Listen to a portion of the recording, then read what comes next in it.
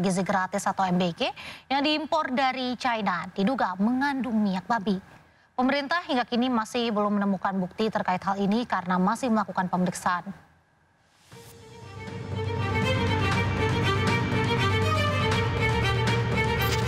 Program makan bergizi gratis atau MBG kembali menuai isu negatif. Kali ini bukan karena menunya, namun pada penggunaan nampan MBG yang diduga impor dari China dan diduga menggunakan minyak babi sebagai bagian dari peluas industri. Dalam unggahan sosmed Halal Corner dikatakan, temuan ini dilakukan tim investigasi Indonesia Business Post yang melakukan perjalanan ke Kaohsiung, ke sebuah pusat industri di provinsi Guangdong, China. Di sana ada 30 hingga 40 pabrik yang memproduksi nampan makanan untuk pasar global, juga memasok nampan untuk sejumlah importer yang terlibat dalam program MBG untuk anak sekolah. Dalam unggahan sosmed juga dikatakan jika nampan yang digunakan bertuliskan buatan Indonesia dan ber-SNI meski diproduksi di Cina. Hal ini tentu melanggar Undang-Undang Nomor 7 Tahun 2014 tentang Perdagangan dan Undang-Undang Nomor 8 Tahun 1999 tentang Perlindungan Konsumen.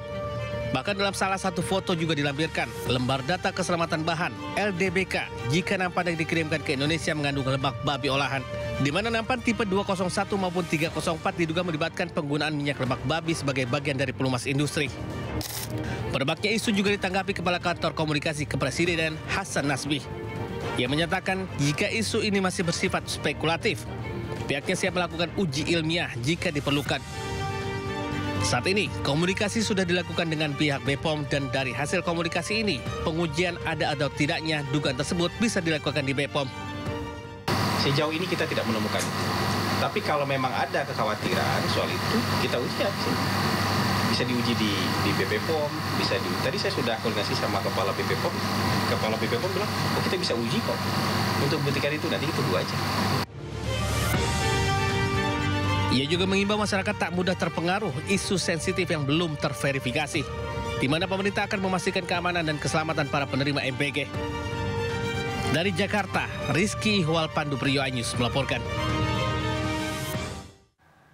Informasi berikutnya, gara-gara korupsi kuota haji sebanyak pemirsa kita ke informasi lainnya, ke informasi selanjutnya yaitu Bupati Pati Sudewo selesai menjalani pemeriksaan di gedung KPK Jakarta. Sudewo memenuhi panggilan KPK terkait dugaan korupsi proyek pembangunan jalur kereta api.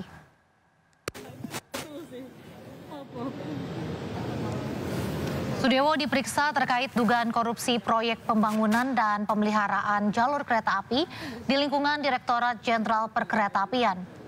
Sudewo diduga menerima komitmen fee dari pembangunan jalur kereta api saat masih menjabat anggota DPR. KPK sempat panggil Sudewo pada Jumat kemarin, namun dirinya tidak hadir. Sebagai saksi, semua pertanyaan saya jawab sejujur-jujurnya dan apa adanya. Kalau soal uang itu juga ditanyakan dan itu sudah dijelaskan dalam pemeriksaan kira-kira 2 tahun yang lalu bahwa itu adalah uang pendapatan dari DPR RI. Semua rinci. Ada pemasukan, pendapatan, ada pengeluarannya. Ada berapa pertanyaan? Pak, tadi, Pak? Pertanyaannya tidak ingat saya berapa jumlahnya ya. Saya nggak ingat. Ya, tidak ingat. Makasih ya. Terkait surat banyak disebut Bapak mundur, Bapak siap mundur apa dari jabatan Pak? Saya akan istiqomah, akan amanah untuk membangun Kabupaten Pati sebaik-baiknya. Saya mengimbau masyarakat kompak solid.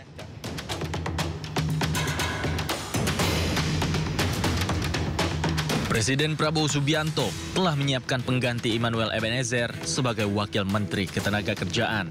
Nama sosok yang akan menggantikan Noel itu telah berada di kantong Presiden dan akan diumumkan pada waktunya. Sudah diurus semuanya tuh, ya?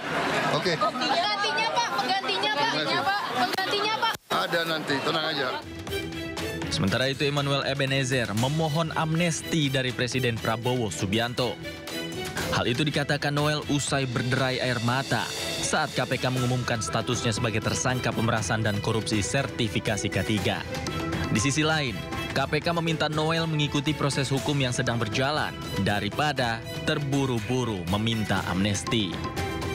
Kita pahami amnesti itu kan hak prerogatif presiden ya. Meski demikian ya sebaiknya kepada yang bersangkutan tidak sedikit-sedikit minta amnesti begitu ya.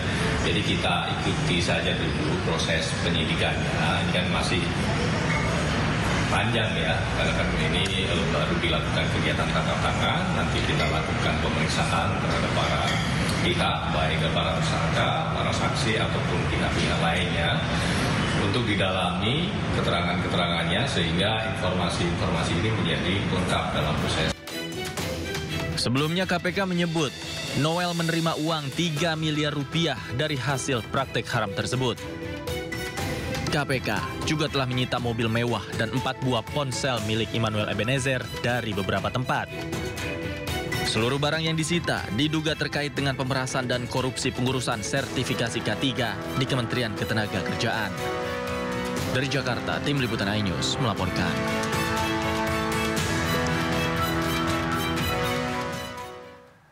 Komisi Pemberantasan Korupsi tengah menelusuri jejak 3 unit mobil mewah yang dipindahkan dari rumah dinas mantan Wamenaker Immanuel Ebenezer atau Noel usai terjaring operasi tangkap tangan.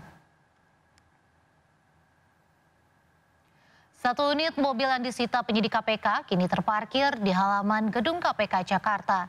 KPK mengungkap mobil ini merupakan milik salah satu pejabat di Kementerian Ketenagakerjaan dan diduga berasal dari hasil pemerasan dalam penerbitan sertifikasi K3 yang tengah diusut KPK. Selama proses pengusutan kasus ini sudah ada 24 kendaraan yang disita KPK. Penyidik masih menelusuri 3 mobil mewah milik ex-Wamenaker Immanuel Ebenezer yang diduga dibawa kabur dari rumah dinas Immanuel Ebenezer usai dirinya terkena operasi tangkap tangan KPK. Untuk pencarian 3 kendaraan roda 4 yang kemarin kami sampaikan, sampai dengan hari ini masih terus dilakukan pencarian oleh penyidik dan KPK mengimbau kepada pihak-pihak yang mengetahui keberadaan dari aset-aset yang diduga terkait ataupun berasal dari dugaan tindak pidana korupsi ini untuk kooperatif ataupun dengan mengirimkan atau membawa aset-aset tersebut ke KPK. Karena aset-aset tersebut juga menjadi salah satu barang bukti tentunya dalam proses penyidikan perkara ini. Kemudian terkait dengan siapa yang memindahkan, dipindahkan kemana, itu juga masih terus dilakukan pencarian oleh penyidik. Pemirsa, Kejagung menggeledah rumah mewah milik tersangka kasus korupsi tata kelola minyak mentah Riza Khalid di Bogor, Jawa Barat. Tanah dan bangunan serta fasilitasnya pun disita oleh Kejagung. Kejaksaan Agung menyita rumah mewah diduga milik tersangka korupsi tata kelola minyak mentah dan produk kilang minyak Riza Khalid di kawasan Rancamaya, Kota Bogor, Jawa Barat. Tanah dan rumah mewah dengan fasilitas kolam renang tersebut disita penyidik Kejagung usai dilakukan penggeledahan sebelumnya Selasa kemarin berkaitan dengan tindak pidana pencucian uang yang dilakukan Riza.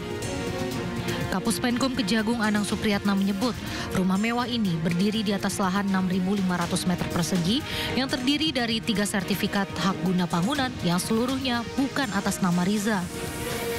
Selain sudah melakukan tetap mencari pencarian terhadap MRC, tim penyidik Gunung Unar juga telah melakukan penyitaan selain mobil yang kemarin 2 kali penyitaan. Kemarin sudah melakukan penyitaan terhadap 1 bidang tanah yang diduga milik tersangka MRC. Ini kaitannya dengan penggeledahan penyitaan terhadap tanah beserta bangunan diduga merupakan hasil dan sarana kejahatan dalam perkara TPPU yang tindak pidana asalnya dari tindak pidana korupsi tata kelola minyak. Ada bangunan rumah, di dalamnya juga ada fasilitas cukup mewah. Ada kolam renangnya juga semua lengkap. Nanti gambar. Berapa tuh? Kurang lebih itu 3 sertifikat. Jadi sertifikat yang pertama tadi sampai yang 2.591 meter yang kedua 1.956 meter persegi dan 2023 kurang lebih 6.500 meter. Itu 3 sertifikat atas nama MRC atau uangnya ya atas nama orang lain nomini, tapi uangnya berasal dari tersangka MRC. Sebelumnya, Kejagung juga telah menyita 9 mobil tersangka Riza Khalid. Hingga kini, Riza belum ditahan karena tidak berada di Indonesia. Ia disebut-sebut berada di Singapura dan saat ini masih dalam pencarian.